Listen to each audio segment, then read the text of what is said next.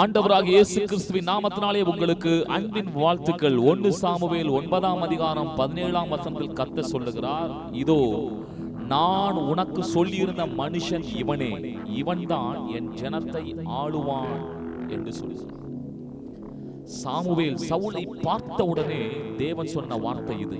ஏனென்றால் சவுல் முன் குறிக்கப்பட்டவன். இவன்தான் இஸ்ரவேல் தேசத்தை ஆள வேண்டும், ஜனத்தை ஆள வேண்டும்.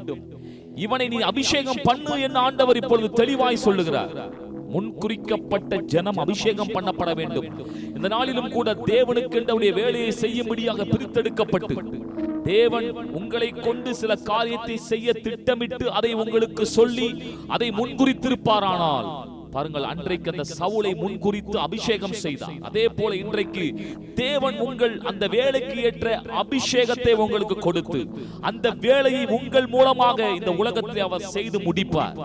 இந்த அபிஷேகம் பெற்ற தேவ ஜனத்துக்கு எதிராக யார் என்றாலும் அவனுக்கு எதிராக தேவனே யுத்தம் பண்ணுவார். ஆகவே இந்த நாளிலும் கூட இந்த வார்த்தையின்படி தேவனால் முன்குறிக்கப்பட்ட தேவ ஜனமே, கர்த்தருடைய அபிஷேகம் பண்ணி இருக்கிறார். தேவனுடைய வேலையை தேவனுடைய அபிஷேகத்தோடு செய்து முடிப்போம். இந்த வார்த்தையின்படி கர்த்தர் நம்மை ஆசீர்வதிப்பாராக. ஆமென்.